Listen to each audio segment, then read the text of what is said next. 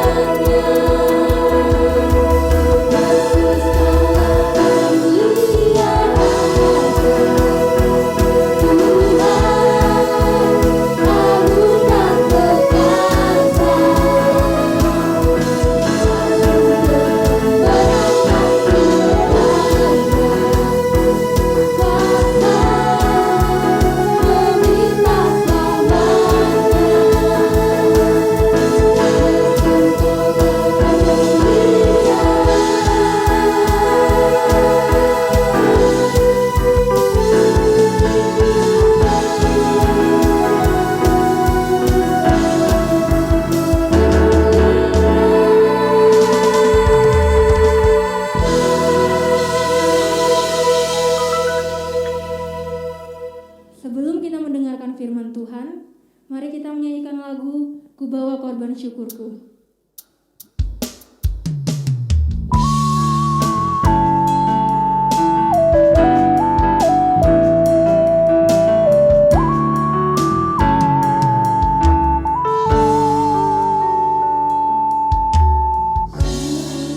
Masuk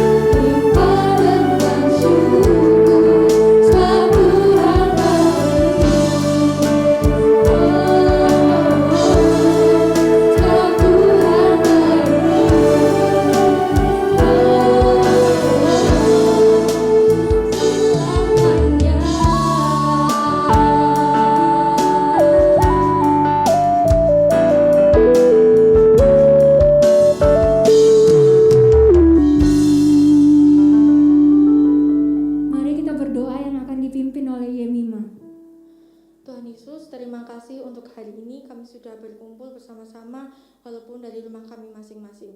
Tuhan, sebentar kami akan mendengarkan firman Tuhan dari hamba-Mu yang akan menyampaikannya. Kiranya firman ini bisa menjadi bekal bagi kami di hari-hari kami. Terima kasih Tuhan atas berkat-Mu, kami sudah berdoa dan mengucap syukur. Haleluya. Amin.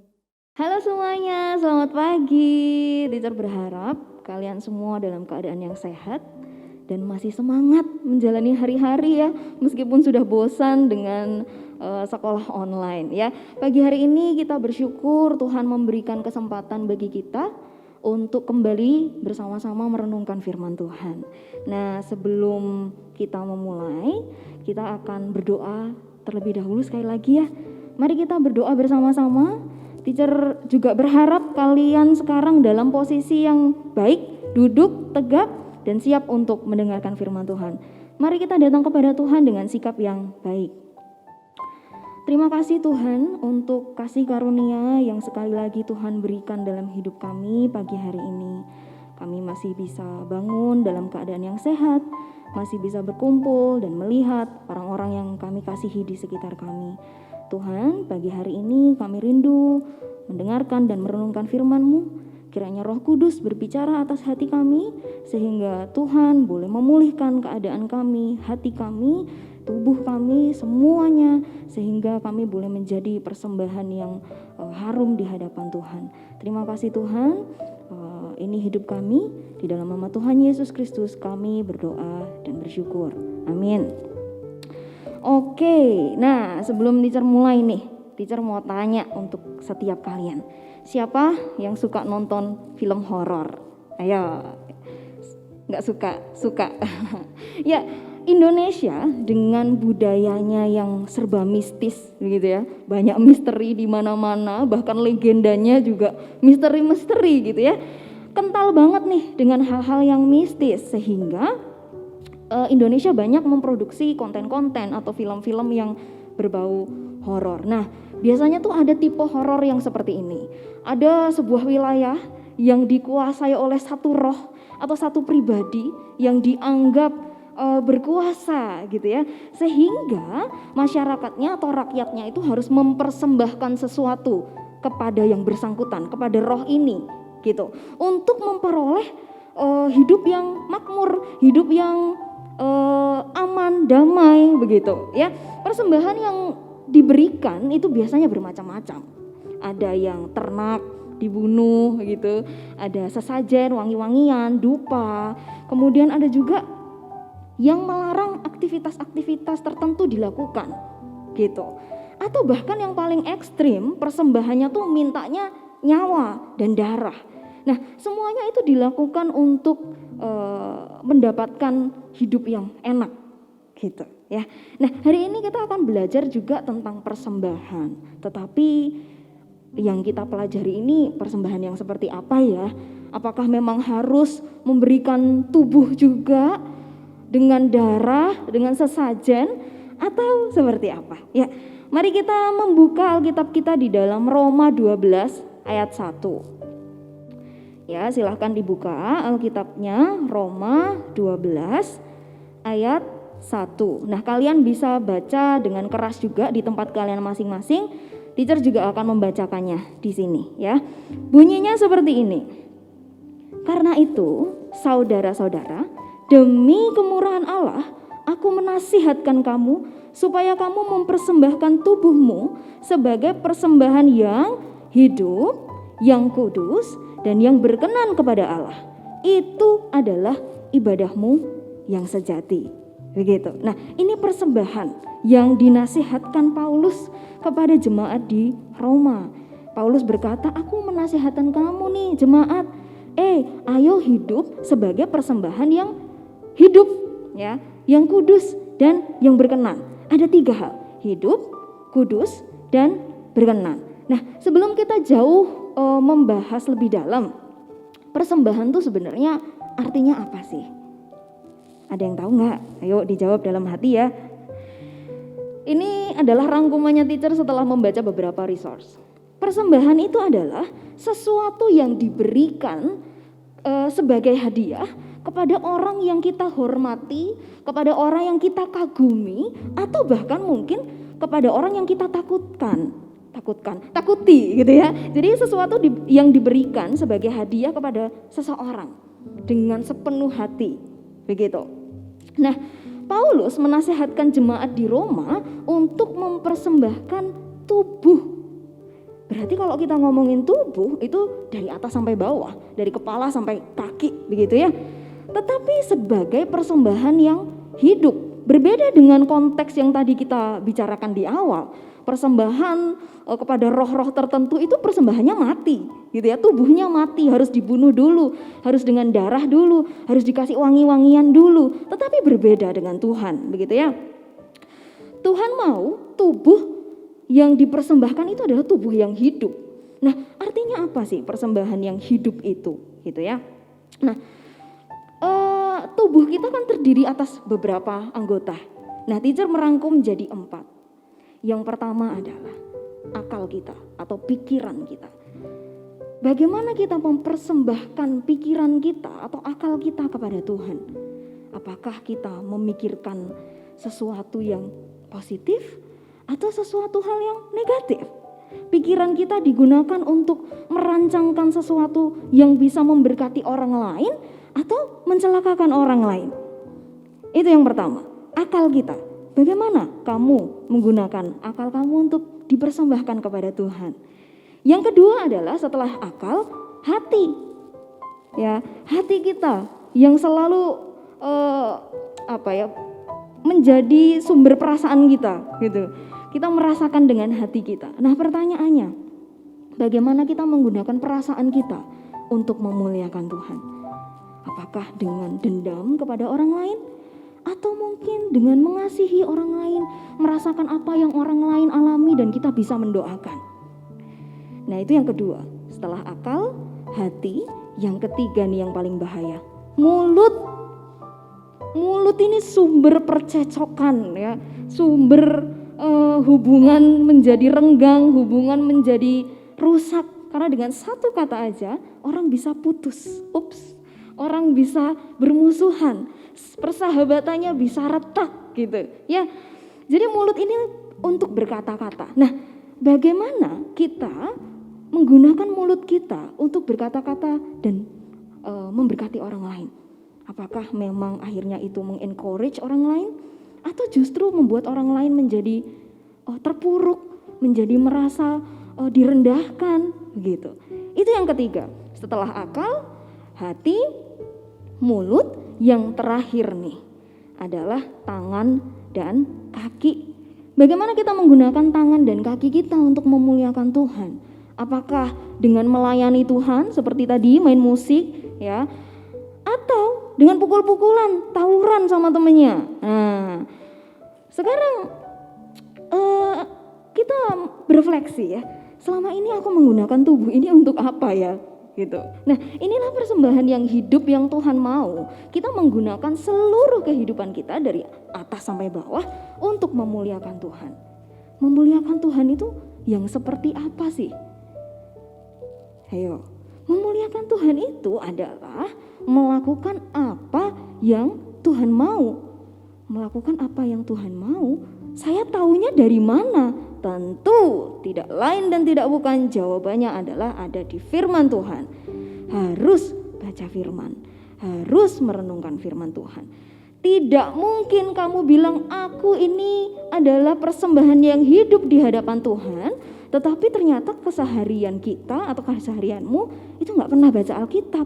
Siapa yang sedang engkau senangkan? Siapa yang sedang engkau muliakan? Gitu ya. Mari kita lihat lagi ayatnya. Ayat ini gak cuma berhenti sampai di hidup, tetapi kudus dan berkenan. Nah, ketika kita mempersembahkan hidup kita sebagai persembahan yang hidup di hadapan Tuhan, itu bukan berarti kehidupan kita akan aman-aman saja, tidak ada masalah, tidak ada tantangan. Oh, tidak begitu tentunya ya. Justru ketika kita berkomitmen untuk mempersembahkan hidup kita kepada Tuhan, Tuhan akan bawa kita kepada satu proses. Nah, proses ini biasanya gak mudah. Tetapi proses ini justru yang memurnikan hidup kita, yang menjernihkan hidup kita sehingga bisa menjadi berkat untuk banyak orang. Nah, teacher tuh setelah merefleksikan ini, ketika merenungkan ini tuh jadi ingat satu materi di geografi. Mentang-mentang guru geografi ya. Jadi di dalam pembelajaran geografi itu ada satu siklus yang namanya siklus hidrologi atau siklus air. Nah, setiap kalian pasti tahu tuh siklusnya tuh ngomongin tentang apa. Kalau di TK tuh dulu air menguap gitu ya, kemudian jadi awan, awannya dibawa terbang angin, terus hujan dan nanti kembali lagi ke laut begitu. Nah, tetapi ada satu proses yang namanya infiltrasi.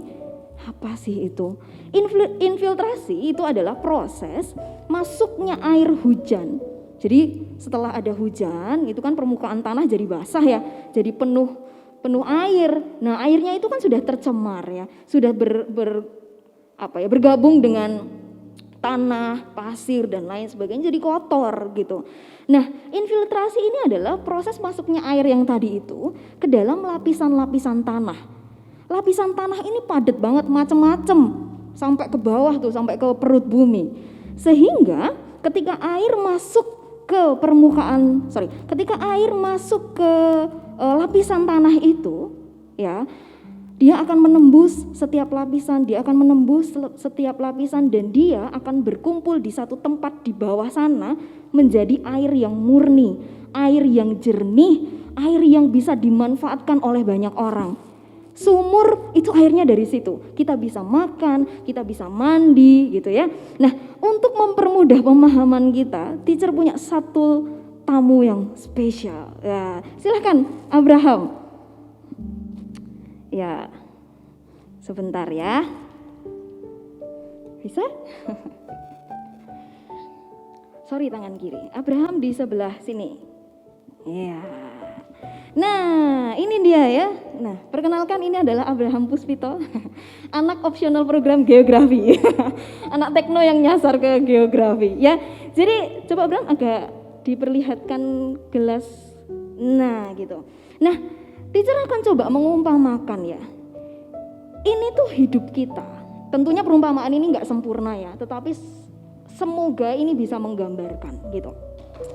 Kita tuh seperti air yang kotor ini, penuh dosa, penuh kesalahan, penuh kelemahan. Kemudian Tuhan beranugerah dalam hidup kita dengan mati di kayu salib dan memurnikan kita. Ketika kita mau berkomitmen untuk memberikan hidup kita sebagai persembahan yang hidup, maka kita akan dibawa kepada satu proses. Lihat ya, ini layernya ada beberapa nih, ada batuan yang besar-besar, ada batu kerikil, ada pasir. Ini sih kapas sebenarnya, ini menggambarkan batuan yang strukturnya tuh padat gitu. Nah, kalau misalnya ya, air ini dituangkan, Bram, belum dibuka Bram. Oh sudah ya, sorry. Ya, kita tuangkan ya, dipegang ya Bram. Nah, air ini akan berproses. Ya, air ini akan berproses. Ini kotor banget nih. Tentunya kalau lapisan air itu akan lebih padat gitu ya. Nah, munculnya airnya jernih, lebih jernih. Kalau ini masih agak kotor ya karena layernya kan dikit gitu. Tapi kalau di tanah itu layernya tuh banyak dan padat. Jadi ketika kita mempersembahkan tubuh kita akan dibawa kepada proses ini. Ya, prosesnya tuh berlayer-layer, banyak banget. Ada yang berbatu-batu, ada yang berkerikil, ada yang pasir, ada yang lunak gitu. Tetapi ketika kita setia, maka kita akan diproses menjadi air yang lebih baik, yang murni, yang jernih, dan akhirnya hidup kita akan bisa dalam tanda kutip dinikmati oleh banyak orang. Artinya apa? Kita bisa jadi berkat dimanapun kita berada. Betul? Terima kasih ya Bram ya. Terima kasih. Bisa? Iya. Nah, itu tadi ya. Jadi semoga gambaran ini bisa membuat kita berefleksi juga. Oh iya ya, Aku perlu menyerahkan tubuhku ini sebagai persembahan yang hidup. Dan Tuhan akan bawa aku ke proses yang gak mudah, aku tahu itu. Tetapi janjinya Tuhan adalah Dia beserta dengan kita. Dia bersama-sama dengan kita untuk menjadi penolong kita. Nah, pertanyaannya sekarang, mau gak menjadi persembahan yang hidup untuk Tuhan? Mau gak berkomitmen di hadapan Tuhan? Atau kita mau jadi air yang keruh selama-lamanya, selama hidup kita, dan kita gak mau diproses Tuhan, dan kita gak mau untuk jadi berkat bagi banyak orang. Ya, kita akan menutup renungan kita pagi hari ini dengan satu lagu ya. Nanti akan dinyanyikan bersama-sama dengan tim band yang tadi, dan semoga lagu ini bisa menjadi refleksi juga dalam hidup kita. Kita menyerahkan seluruh kehidupan kita untuk Tuhan. Ya, mari kita menyanyikan lagu ini bersama-sama. Judulnya adalah Lord, I Give You My Heart. Semoga lagu ini bisa menjadi refleksi bagi kita semua.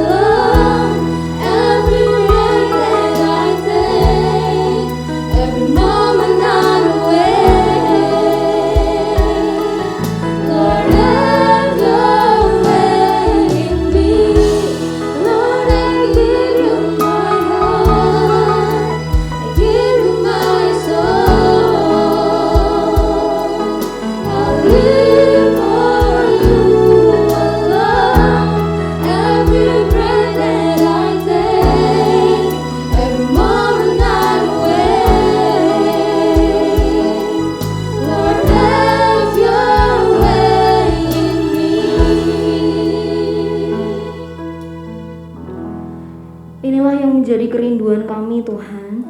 Kami ingin mempersembahkan hidup kami. Kami ingin mempersembahkan seluruhnya yang ada dalam kehidupan kami untuk Engkau. Pakai kami Tuhan. Bila kami boleh berproses bersama-sama dengan Tuhan. Tuhan boleh menguatkan kami. Tuhan boleh memurnikan kami. Sehingga hidup kami boleh menjadi dampak bagi orang lain. Orang lain bisa melihat Kristus di dalam hidup kami. Orang lain bisa melihat kasih di dalam hidup kami. Terima kasih Tuhan untuk firman-Mu. Roh Kudus, biarlah Tuhan akan menanamkan firman-Mu di dalam hati anak-anak-Mu masing-masing, dan mereka boleh mengaplikasikannya dalam kehidupan. Di dalam nama Tuhan Yesus Kristus, kami berdoa dan bersyukur. Amin.